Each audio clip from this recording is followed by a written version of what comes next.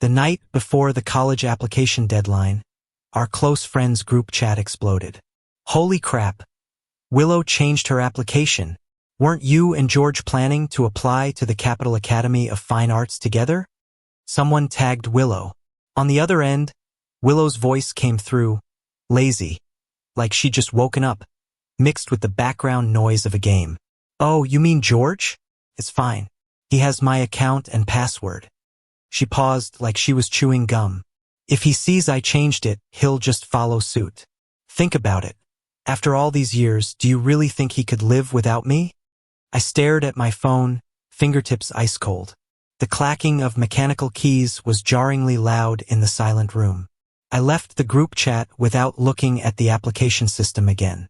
She didn't know. She could change course for Makoto just like that. But in my heart, there was always a sky full of stars, untouched and sacred.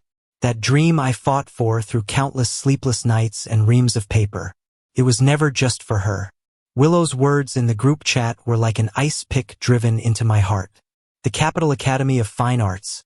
That was the dream we swore to chase one summer night in 8th grade, staring at the stars after staying up painting at the studio. Both our families had sat down together, carefully weighing every option before settling on that school. Now she just changed it like it was nothing. Didn't even bother to tell me. The group chat was still buzzing. Willow, you're that sure George will check your account? What if he doesn't even notice? Willow let out a snort.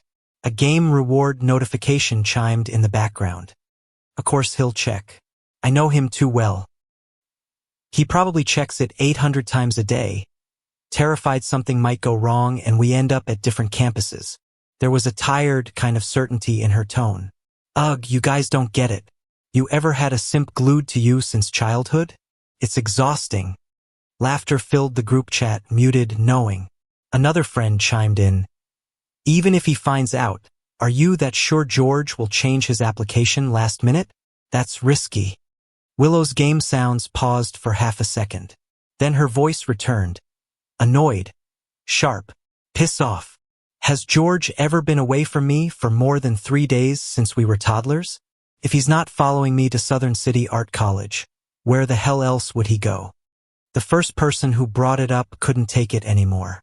Willow, isn't this a little messed up? Shouldn't you at least tell George? Willow went silent for a beat, then replied, voice tight with irritation. Forgot. Too much hassle. Don't feel like explaining. And it's not like it was random. Makoto. You guys know what his family situation is like. Going down south alone. He's uneasy. Having someone familiar nearby makes him feel safer. The group went quiet for a few seconds. True. With Makoto's situation. It's smart to have someone watching his back. Not like George, who's always holed up in the studio covered in charcoal. Put him next to Makoto and... Yikes. Giving up Capital Academy just for Makoto. Willow's a real one. All that half-joking praise and agreement layered over her game sounds came through the screen and froze me in place. My fingers curled tight, nails digging into my palms. I wanted to scream at Willow through the screen, but my body felt welded to the chair, completely paralyzed. I don't know how long I sat there. In the end, I simply turned off the computer. As the screen went dark, it felt like the last flicker of light in my heart had gone out too. The door was locked and darkness swallowed everything. The bitterness I had been holding back finally surged out. Willow's words echoed in my head again and again. I still couldn't understand. How could she give up on the Capital Academy of Fine Arts? Something she had dreamed of for so many years. Just like that. We had pulled so many all-nighters, painting until dawn just to earn the score that could take us to our dream. Right before I saw the messages in the group chat, I was still thrilled at the thought of walking into that dream together with her. But I never expected. The future I poured my soul into, the one I painted for the two of us, she could erase it all in a heartbeat for someone else's casual comment. She changed it just like that. And telling me about it, even that became too much to ask. Was she really that scared I'd cling to her? If she was so afraid I'd cling to her, then what about that night after our training camp ended on the rooftop of the art studio? That kiss she placed on my lips, smelling faintly of paint, our hearts pounding like war drums. Did that mean nothing? Was it just a moment of impulse under pressure while I mistook it for something real? Something in me snapped, crack. The truth is, she was never the only reason for me. From elementary to high school, I followed Willow to the same schools, the same art studios. Everyone, including Willow herself, just assumed I would always chase her shadow. But no one knew. I had another reason for wanting to go to the Capital Academy of Fine Arts. A deeper reason. A reason that had nothing to do with Willow. Even if she didn't go, I still would. I closed the sketchbook beside me, the one filled with our inspirations and promises. Didn't even glance at the application system again. And I had no intention, none at all, of changing my destination for her. She could go chase Makoto to the ends of the earth. But I had my own stars, my own ocean. Our paths had diverged. Why dwell on the past? Once I understood that, the suffocating feeling strangely began to fade. It wasn't the end of the world. Dad always said, once your wings are strong enough, it's time to fly on your own. As for that kiss, let's just say it was like being scratched by a stray cat in an alley. Just after I washed my face with cold water, Willow's video call popped up. My mind resisted, but my fingers, out of habit, tapped accept. George, what's taking you so long? We're just waiting on you. Hurry up, same old barbecue spot. If you're late, all the meat's gonna be gone. Noise buzzed in the background. Familiar voices teasing and laughing. A post-exam tradition. Taking turns treating everyone to dinner. Tonight was Willow's turn. But I didn't feel like going anymore.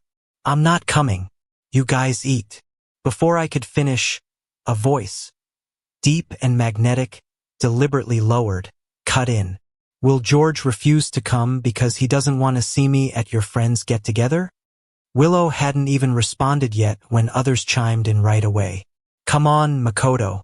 We're thrilled you're here. George is just, well, can't stand seeing any other good-looking guy around Willow. You'll get used to it. Part of Makoto's face appeared in the corner of Willow's screen, too close. With a considerate tone, he whispered, Willow, maybe I should just leave. I don't want to make things awkward for you. Willow's expression darkened instantly. She grabbed his hand and said, Makoto, stay right there. Then she turned to the camera, her tone cold and hard. George, come or don't. Your choice. We're not waiting. We're starting. The video ended, cut off cleanly and decisively. A rush of rage shot straight to my head. I tapped a few buttons and added Willow to my block list. For the first time in my life, I blocked her. And again. It was because of Makoto. Ever since Makoto transferred to our art studio in junior year, I lost count of how many exceptions Willow made for him. Maybe girls really do have a soft spot for the type brooding, strikingly good-looking guys with a quiet aura. While I was buried in sketches, covered in charcoal and paint, Makoto always looked clean, fresh, tastefully dressed. Even his drawing board looked like a fashion accessory. Because of him, Willow and I had argued, even gone through cold wars. There were times I genuinely thought she had feelings for him, and I distanced myself on purpose. But each time, Willow would come find me, full of conviction. Don't overthink it. Makoto's just a friend. His family situation is complicated. I'm just helping him out. People say he's handsome, but behind his back, they probably tear him apart. And I believed her. Makoto's father had a bad reputation, which dragged him down. So I turned a blind eye. As Willow and Makoto grew closer, Willow had never lied to me. If she said she didn't like him, I trusted her. But later, in places I couldn't see, there were too many interactions between them I never knew about. Until now, she changed her entire college application for him, which just made all my trust feel like a cruel joke. My head was a mess of thoughts when a WeChat notification popped up. Wow, George grown a spine. Blocking me? Just wait till you get home. It was Willow using someone else's account. I blocked that account too without hesitation. Glancing at the time, I grabbed my backpack and left. It was the final day. Our homeroom teacher had called everyone back to the studio to confirm applications. Traffic was awful. By the time I arrived, Willow and Makoto were already inside. The seat next to Willow was mine, but Makoto was sitting there, casually fiddling with her paintbrush. When I walked in, he didn't bother to move. He just glanced at me with a subtle, almost imperceptible challenge in his eyes. Willow acted like she didn't see me, turned her head away, her face cold, probably waiting for me to cave in first, like always. But not this time. I didn't want to sit near her anymore anyway. Looking around, I headed straight for the empty seat beside David, as far from them as I could get. Everyone, our homeroom teacher said quickly. Just a few hours left for application submission. Make sure everything is correct. If you still have questions, now's the time. Then she hurried off. David was gleefully spilling some fresh gossip when I felt a light smack on the back of my head. "George!" Outside. Willow's voice came from behind. I turned around and met her gaze, then looked away without saying a word, continuing to chat with David. Willow grabbed my shoulder and forcefully turned me toward her. "George, what's your problem this time? Aren't you tired of this? We're adults now. Still playing the silent treatment? Don't you think it's childish?" Her brows furrowed, tone heavy with fatigue. Forced to look at her, I gave a half smile. "Yeah, it is childish. It's also boring as hell. So save the performance. I'm not buying the reconciliation act." We stared at each other for a few seconds before she lost patience. "Fine, whatever. If you want to play the tough guy, go ahead. Just don't go crying under your blanket later." She let go of me, tone laced with her usual sarcastic bite. I turned back to David, face blank. I thought she left, but then both her hands clamped down on my shoulders, turning me around again. This time, her eyes locked onto mine. Rarely this serious. "Today's the last day.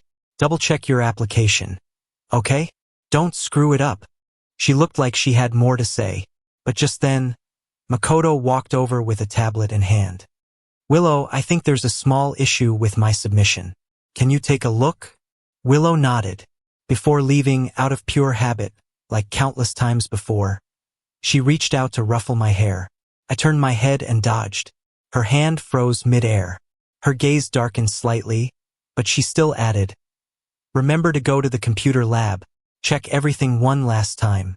Don't get sloppy." I let out a cold laugh in my heart. She probably thought that as long as she reminded me, I'd go double-check my application, realize she changed hers, and then follow her to Southern City Art College. Too stubborn to say it outright, of course. And yeah, if she told me directly she changed her plans for Makoto, she'd also have to waste energy comforting me, the problem. What a hassle. Good thing I wasn't turning back anymore. I glanced at Willow, who was fully focused on helping Makoto with his tablet, then grabbed David and left the studio. David noticed something was off with me and insisted on dragging me to a birthday party for one of his buddies. I gave in.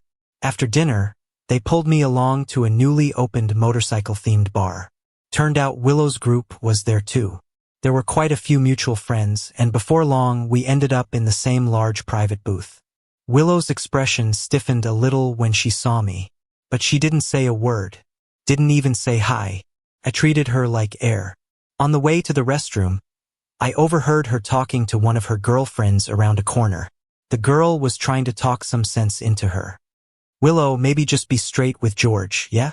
He's going all the way to Beijing by himself. It's an unfamiliar, new city and all." Willow's voice was full of certainty. "Relax. I made sure he's set. He definitely changed it. He's just pissed right now because I didn't talk to him first, that's all." I froze in place. Footsteps approached. The two of them turned the corner and saw me. Willow gave her friend a look signaling her to leave, then quickly boxed me in against the dim hallway wall. "George, talk." I rolled my eyes and tried to walk away. Took one step. She pulled me right back, trapping me between her arm and the wall. The faint smell of alcohol mixed with that familiar scent of paint and turpentine on her clothes washed over me. Instinctively, I turned my face away. For a moment, we just stared at each other. Then Willow cracked first. She gave a soft, almost amused laugh. "Still mad? I was gonna ask you to come with me earlier, but you blocked me so I couldn't. The studio was pissed at you too. I forgot to bring it up. All right. Don't be mad anymore. Her tone softened, coaxing. You checked your application, right? I kept my eyes down, silent. While we stood there in this weird standoff, a voice came from behind me. Makoto's. Willow, David's calling us for drinks. Oops, sorry, are you two talking? His tone carried the perfect amount of apology. Sometimes I seriously wondered if Makoto had a tracker on Willow. Every time she tried to talk to me alone, he always managed to show up, by chance. I didn't want to get dragged into anything. The moment Willow turned her head, I ducked under her arm and slipped out from under her hold. But just as I passed by Makoto, he grabbed my wrist. I'm really sorry, George. I didn't mean to interrupt anything. You've been upset all day, and Willow's been feeling terrible too. Makoto's voice carried that innocent, almost pitiful tone. I didn't want to waste time with him, tried to yank my wrist free. But he just gripped tighter, his nails digging into my skin, sharp and painful. I jerked hard and finally broke free. Makoto staggered, caught himself against the wall, and his eyes turned red on the spot. Willow, is George still mad at me? Does he blame me for showing up to your group hangout? I'll apologize to him if that helps. Okay? I really don't want you two fighting because of me. As he spoke, he actually bowed toward me. Willow snapped. She immediately pulled Makoto back. He's the petty one. What are you apologizing for? George, why'd you push him? You should be the one apologizing. Willow glared at me. We're all going to the same place anyway. What's wrong with looking out for each other? Since you love looking after people so much, I snapped. You two take care of each other all you want. With that, I turned and walked away, ignoring the warning in her voice, laced with anger. George, that's enough. It was a while before Willow and Makoto came back. Willow still looked pissed. Makoto, on the other hand, seemed completely fine again, with a subtle, unreadable expression in his eyes. Everyone started playing Truth or Dare. Besides David, it felt like the rest had completely forgotten I was even there, or maybe they never cared. Makes sense. In their eyes, I was just Willow's simp. Makoto got a dare. Do a slow dance with someone of the opposite sex. His gaze swept the room once, and immediately landed on Willow with a soft, playful whine. Willow, save me. Willow instinctively glanced at me, a look that felt like a challenge. She tilted her chin slightly. Sure. If this had been before, I would have exploded on the spot. But now I didn't react at all. Makoto had studied street dance. His proportions were sharp and clean. He looked good when he moved. I silently downed half a bottle of cold beer. Eyes calm, I watched Makoto move to the beat of the electronic music, his body brushing close to Willow's movements, full of teasing tension. At first, Willow still had that casual, dismissive smile, her eyes flicking to me now and then, like she was waiting for me to snap. But as Makoto's moves grew bolder, his gaze more intense, her spine slowly straightened, and her eyes stayed locked on him. Everything else around her disappeared. The air was thick with sparks, unspoken heat, waiting for me to snap. But as Makoto's moves grew bolder, his gaze more intense, her spine slowly straightened, and her eyes stayed locked on him.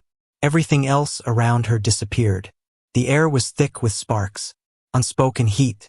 As the song came to an end, Makoto suddenly pretended to lose his balance. Willow instinctively reached out to steady him, and he used the moment to pull her into his arms. He was wearing a slightly loose shirt tonight, and as he fell, the collar shifted. Their bodies pressed close together, the position so suggestive it made the whole room erupt. Cheers, whistles, howls, the place practically lifted off the floor. Willow's face flushed deep red. She looked like she wanted to hide in embarrassment. Makoto gave a triumphant smile, his arms sliding naturally around her waist as he pulled her face into the crook of his neck, shielding her from everyone's stares. That kind of intimacy, that bashful sweetness, once belonged to me alone. Even though I'd already decided to let go, watching that unfold in front of me, my chest felt like it was being crushed by an invisible fist. It hurt, so bad I could barely breathe. I couldn't stay any longer. Downed the last of my drink, got up, and left the room without a word. David followed me out, stood with me by the road, cursing until midnight. He tried to blow up back inside more than once, but I stopped him every time. No need. We were strangers now. I had no idea what happened in there afterward. Didn't care. My body and soul were completely drained. When I got home, it was 11:50 p.m. 10 minutes left until the application system closed. I collapsed on the bed, every ounce of strength gone. All those days and nights spent together over the years came flooding back. A tidal wave that drowned every last shred of reason. The pain wrapped around me like vines. Heavy. Suffocating. Suddenly my phone rang. An unfamiliar number. I answered. It was Willow. Tipsy, her voice sticky soft, unusually gentle. George, don't be mad anymore, okay? Be good. Remember to change your application. Shanghai's nice. A big city. When we get there, I'll take you out to paint. It was probably the alcohol talking. Her attitude was softer than usual, totally unlike her.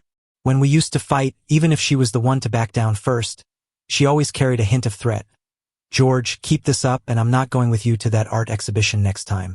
And like a total pushover, I'd give in right away. When you truly like someone, how could you ever let things really fall apart? But this time, the gentler she was, the colder I felt inside. Say something, George. Haven't you always wanted to go somewhere warm? The new campus of South City Academy of Arts. It's spring all year round. You'd love it. Beijing. It's too far, and the winters are freezing. You wouldn't stand it. During winter break, I'll go with you to the Forbidden City to see the snow. She rambled on and on like she was trying to convince me, or maybe herself, as if choosing South City Academy was for my sake. I listened in silence. In the end, I couldn't hold it in and asked, my voice hoarse. Willow, isn't there something you need to tell me? Even I was caught off guard by the crack in my voice. I thought, if she could just be honest now, maybe we could still hold onto a shred of dignity. She paused for barely 2 seconds before brushing it off. Didn't you already figure it out? Why even ask? You've been sulking all day over this. Who's the petty one now? Come on now. They're both great schools. And the major's something you love. As long as we're together, does it really matter where we are? She went on and on about everything except the one thing that mattered most. The name and the reason. The last spark in me went out. I didn't want to listen anymore. Before she could finish, I hung up, then turned off my phone. I looked up at the clock. The second hand had just passed midnight. It was over. Fine. We go our separate ways. Get what we each want. Lights off. I lay down, forcing myself to sleep. But the moment I closed my eyes, all I could see was Willow. Willow smiling. Willow angry. Willow focused on her painting. Willow kissing me on the rooftop. From innocent kids to awkward teens, my memories were full of her. I never imagined we'd end like this. Nights always bring out the weakness.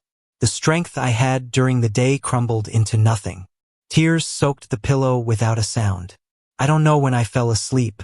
When I opened my eyes again, it was already noon the next day. I turned on my phone. A dozen missed calls and texts from unfamiliar numbers. All from Willow. I ignored them. WeChat exploded too. David had pulled me into a small group chat. The messages were flying nonstop. I tapped in. Someone in the group chat had shared a screenshot of a WeChat post at 3 a.m. The chat instantly blew up. Damn, Makoto just made it official. How many couples is that now since the college entrance exam? Classic Makoto. That background. Definitely a luxury hotel suite. And that pose. Makoto's a beast. Graduation really unleashed him. It was a screenshot from Makoto's WeChat moments. I clicked on it. The photo showed a girl lying on a pristine white hotel bed, face turned to the side. It was Willow. Even if just half her face and some tousled hair were showing, I knew it was her. My chest tightened again painfully. Makoto's caption was even more suggestive and blunt. 99 steps forward for your 1 step back. Worth it. Now it's perfect. Likes and comments flooded the post. Makoto's replies only fueled the imagination. All of Willow's close girlfriends were there, dropping hearts and teasing comments. My heart sank to rock bottom. So, they had already gone that far.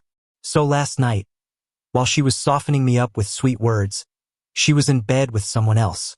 How considerate of her. The pain hit even harder. But strangely, there was a sliver of relief. Thank God I didn't change my college application for her.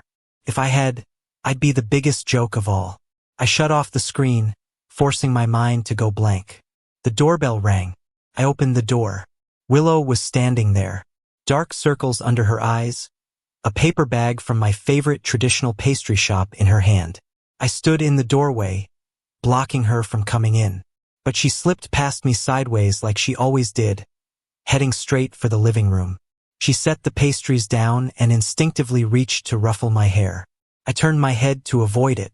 George, what's with the attitude? No replies, no calls.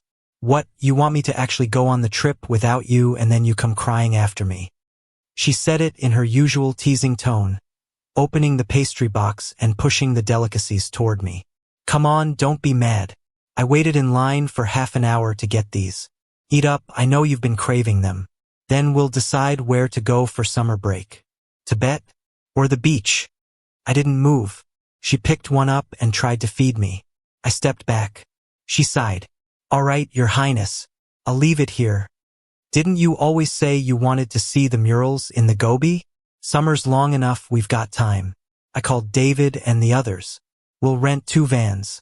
Lots of people should be fun. I shook my head. Not going.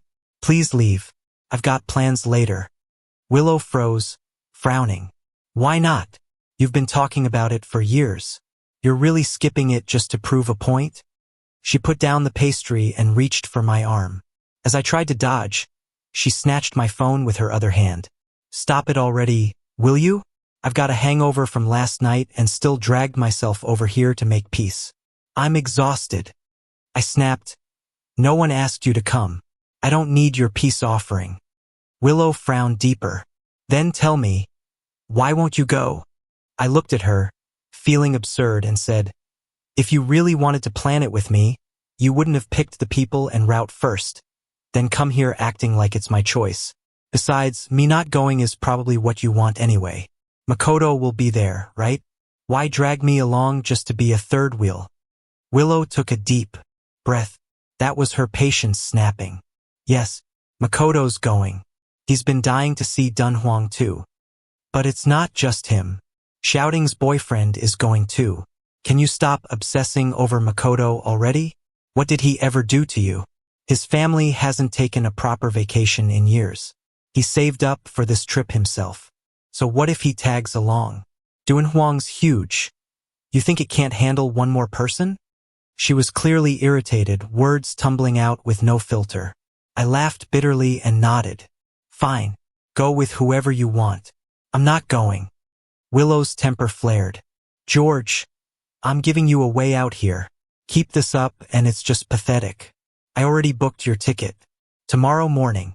Airport. Come or don't. I don't care. She slammed my phone down on the coffee table and stormed out. Not a hint of hesitation.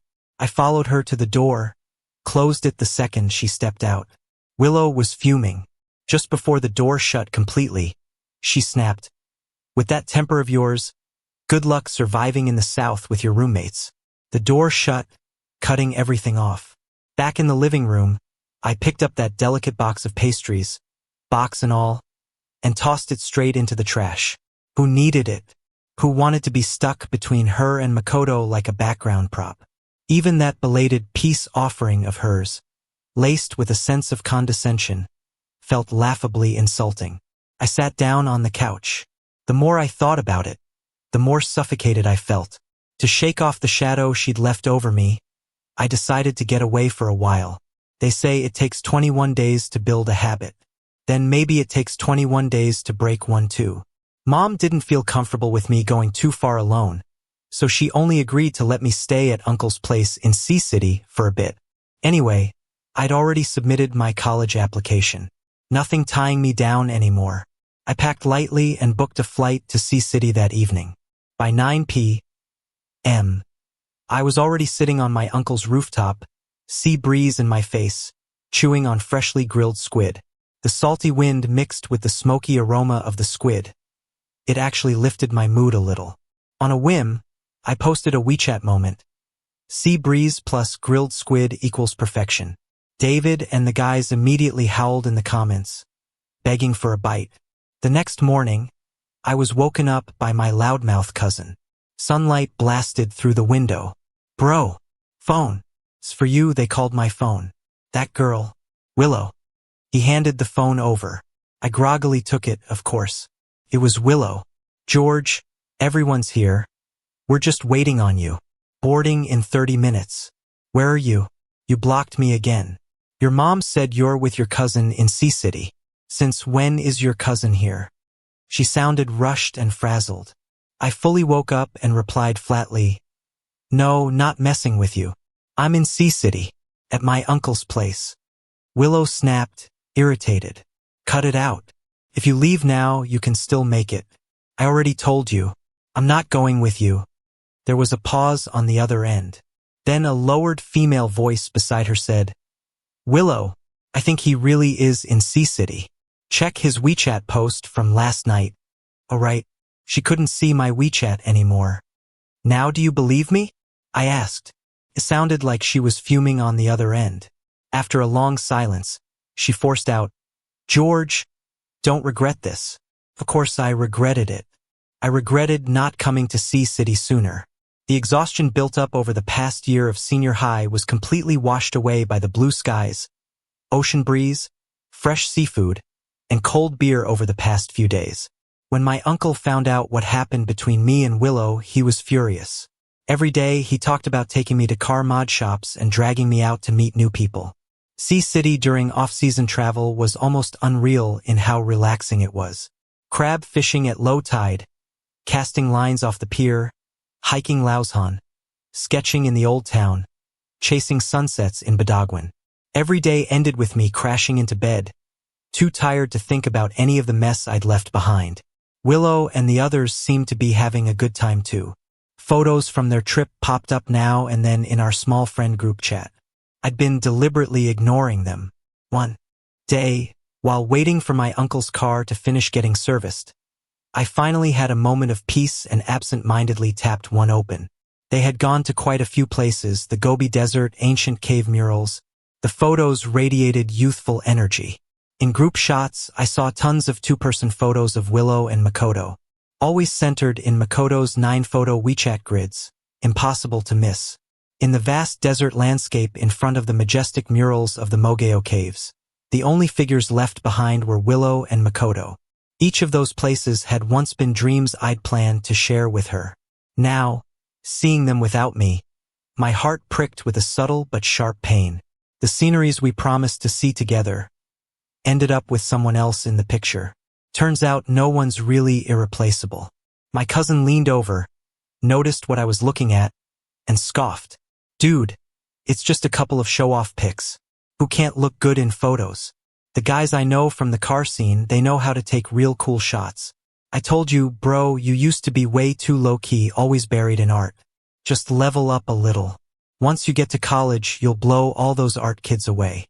I guarantee even your ex, will see you in a whole new light. From that day on, my cousin dragged me into full-on makeover mode. I ditched the baggy t-shirts and gym shorts, swapped in the workwear-style shirts and casual button-downs he picked out. He snatched off my ever-present black-rimmed glasses and made me get a new haircut. He even took me to his friend's car mod garage, posing me next to flashy bikes and vintage rides for photo shoots. By the time he was done, the guy in those photos didn't even look like me. I had gone from the quiet guy in the studio to someone with a bit of edge. Someone who looked like he had stories to tell. Even my mom, on a video call, couldn't hide her shock. The friend group chat? Total chaos. Classmates flooded in with likes and comments saying I'd changed so much they barely recognized me. Some even reposted the photos to the class group chat.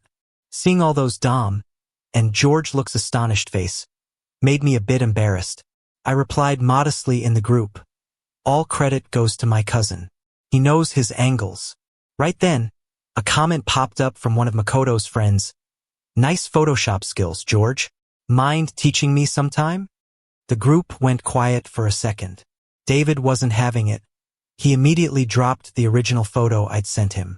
A live pic of me bending over to examine a motorcycle engine, sweat beading on my temple, the sharp lines of my profile catching the light.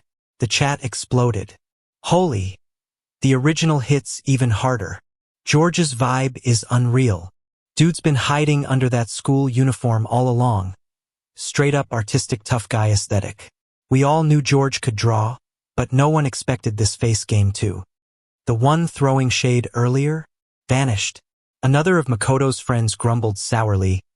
Even live photos can be retouched these days, but I didn't even need to say anything.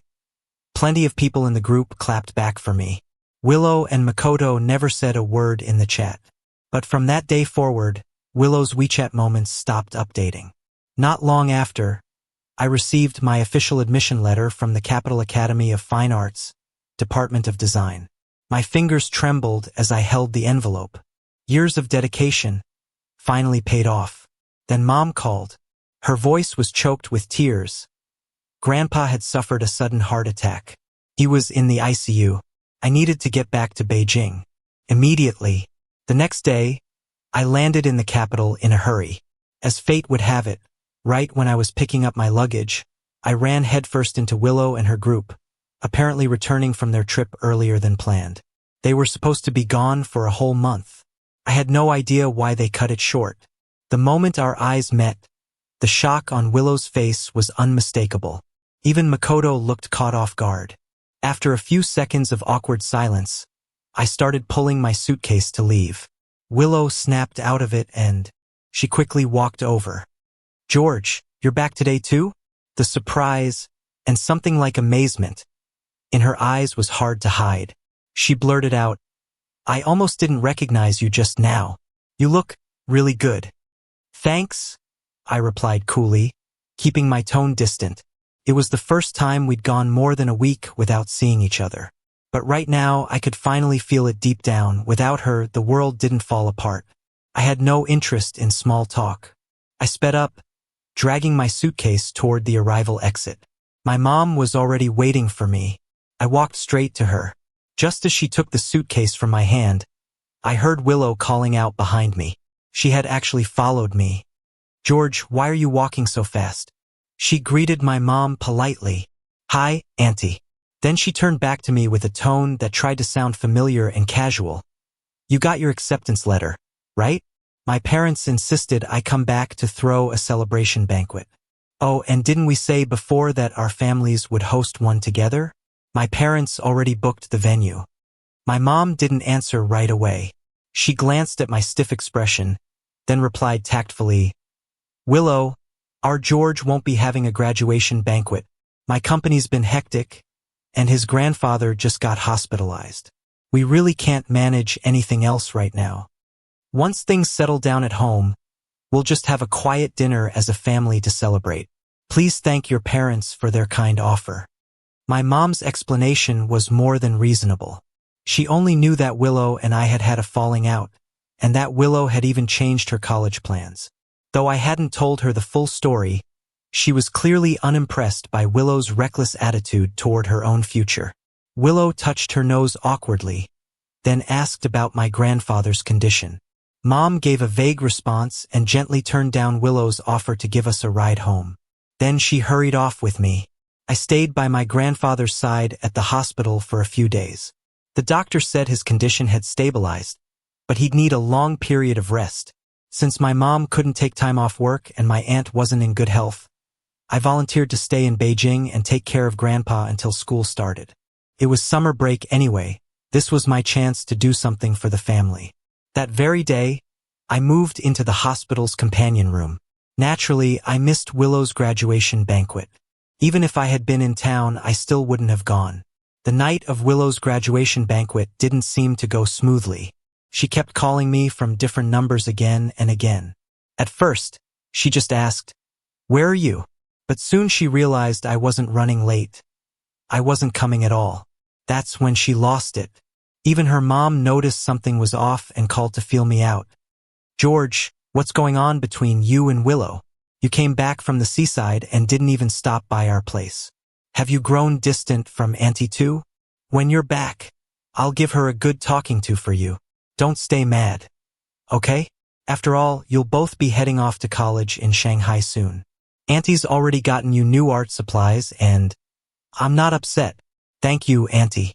My mom already prepared all the supplies I need.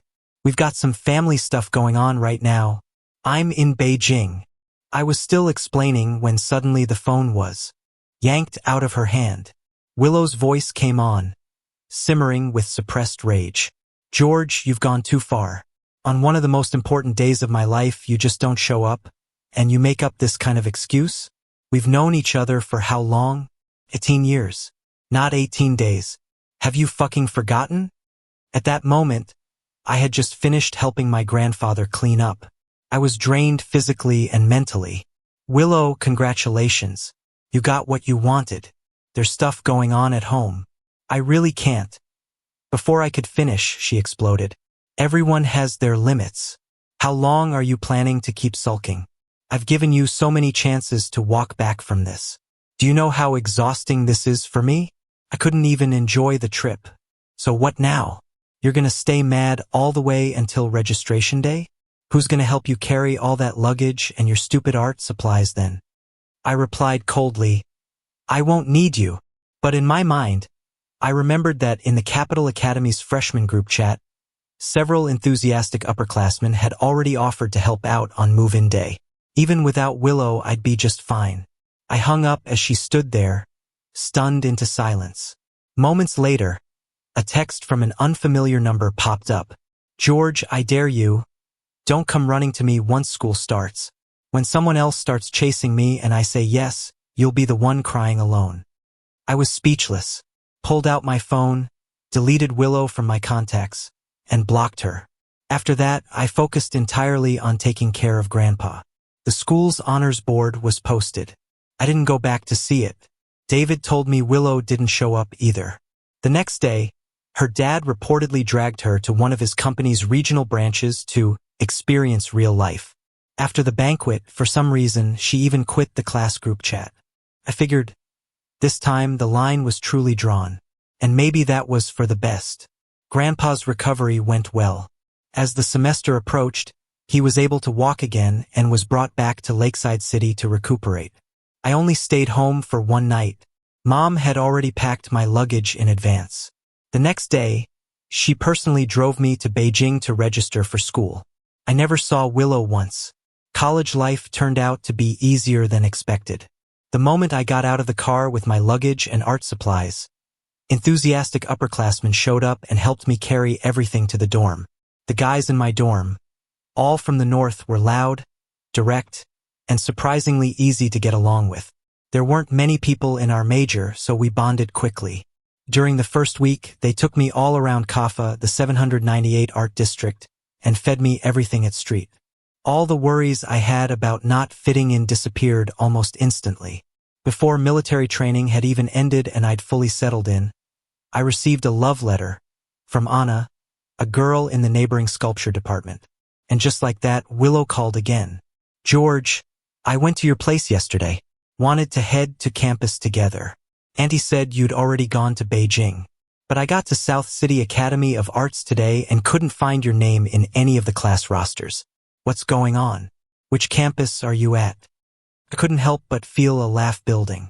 So all this time, she hadn't realized I never followed her to South City Academy. It's not a campus issue, I said flatly. I never went to your school. No way, she gasped. You're kidding, right? Willow gave a nervous laugh, trying to play it off. Okay, I give up. I'm sorry, all right? Now hurry up and get to the boys' dorm. My mom brought tons of stuff for you. All your favorite snacks. If you don't come now, I swear I'm eating them all myself. I finally couldn't take it anymore. Willow, are you seriously confused or just pretending? I snapped. My application never changed. It's always been the Capital Academy of Fine Arts. Design department. You know that. It's the school I've dreamed of for years. Why would I follow you to South City Academy? Just then, His loud roommate from the northeast yelled from outside the door, "Bro, let's go. The cafeteria's serving crispy sweet and sour pork today. If we're late, we won't even get the scraps." That thick, unmistakable northeastern accent from my dorm mate on the other end of the call sent Willow into full panic. When she spoke again, her words were jumbled and frantic. "Why you? Stop messing with me. No, that's impossible. You knew I changed my application, right? How could you not follow? How could you just go to Beijing all by yourself, so far away?" I sighed and replied calmly, "I'm not joking. Willow, when you changed your application, did you even ask me? Why were you so sure I'd just follow you? And more importantly, you didn't change it for me, you did it for someone else. If I had followed you, what would that have made me?" Willow panicked. "But I did ask you. That night," she said. "You said you knew. How could you not have changed it? That makes no sense. Is this because of Makoto?" I only gave in for a moment. He was crying, saying he was scared to go south alone, afraid he'd be bullied. You know, his family's originally from Shanghai, but after what happened to his dad, he and his mom had to lay low. They couldn't go back. And he only got in with a special talent admission. He didn't have many options. Not like you had solid grades, you had choices. South City was the best he could get. She rambled on, breathless, voice tangled in excuses. But all I could hear was him, Makoto, again and again. Even now, she was still speaking from his perspective, never once considering mine. Yes, Makoto's father had been involved in financial crimes. His parents divorced, and the scandal still haunted him. But his pain wasn't my burden. Why should I be the one to pay for his fear? "Willow," I said coldly, "if he matters to you that much, then good, you got what you wanted. You and we're just friends. There's no reason for us to stay tied together. From now on, don't contact me again." I hung up, took a deep breath. Before that little wave of delayed sadness could even set in, my dorm mate grabbed my shoulder and dragged me toward the cafeteria. I thought that would be the end of it. After all, we were now worlds apart, north and south, separated by more than just distance, but by a rift that could never be bridged. But the next evening, Willow showed up, standing right outside our dorm building. At that moment, Anna from the sculpture department was standing in front of me. Tall, elegant, with a cool, aloof aura. She was known as the ice queen of her class. I was just about to ask if she needed something about our major when she spoke. "George," she said, voice clear but slightly nervous. "I'm Anna, the one who wrote you the love letter. I think you have a story in your eyes. And your art, it feels alive. I want to seriously give us a try. Would you give me a chance to be your girlfriend?" As soon as she finished, she shoved a rolled-up sketch tube into my arms and turned to leave, ears flushed red. I stood there holding the tube, a little dazed. "George." I turned around. Willow was standing in the dusk. She looked worn out, dark circles under her eyes, hair messy from travel. But she was wearing a long snow-white dress that made her tall figure stand out. Still the dazzling girl from the studio I used to know. With a suitcase by her side, she looked like she had come straight from some formal event. Even though my heart had long gone cold, I couldn't help but feel a fleeting jolt of emotion. "Can we talk?" Her voice was husky with fatigue, and her eyes held a fragile, pleading light. I replied calmly, "Sorry, I've got a department lecture tonight." She'd come all this way. She wouldn't leave without saying what she came to say. What I didn't expect, though, was for her to open with, "How long have you even known her? That kind of shallow girl who only cares about looks. You should stay away." I gave a half smile and said, "You flew over 1,000 kilometers just to tell me that? What's it got to do with you? Am I not allowed to meet new people? Should I just stay single forever? For you?" Willow was stunned. Her face paled. Her tone softened. "George, I don't know why you didn't change your application. I'm sorry, I was arrogant. I thought you'd follow me no matter where I went." I cut her off. "Stop. Don't push your expectations on me. I didn't change. You were the one who let go first. But in the past, no matter where I went, you'd always come along. You had my password. Why didn't you change it this time? She grew emotional and tried to grab my arm. I stepped back, avoiding her hand. Why didn't you just tell me? I asked. That there was someone else you'd rather be with, somewhere else you'd rather go? Did you think I'd stop you? You had to play games, make it a test, gamble with other people's futures. Was that fun for you?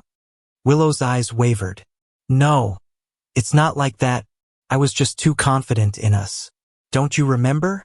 That night on the rooftop when I kissed you, you didn't pull away. I was going to make us official after college started.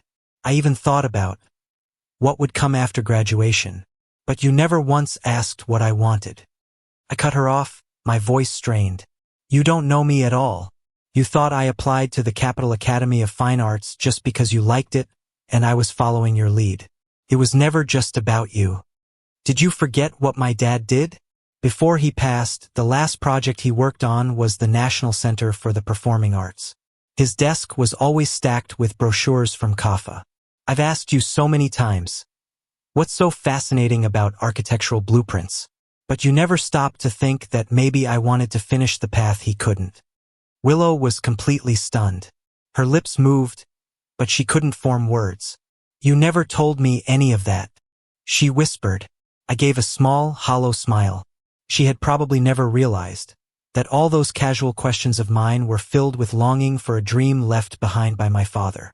All those late nights, the sketches I threw away, they were never about chasing her. In the end, I laid it all out for her. Gave our confused, burning youth a proper ending.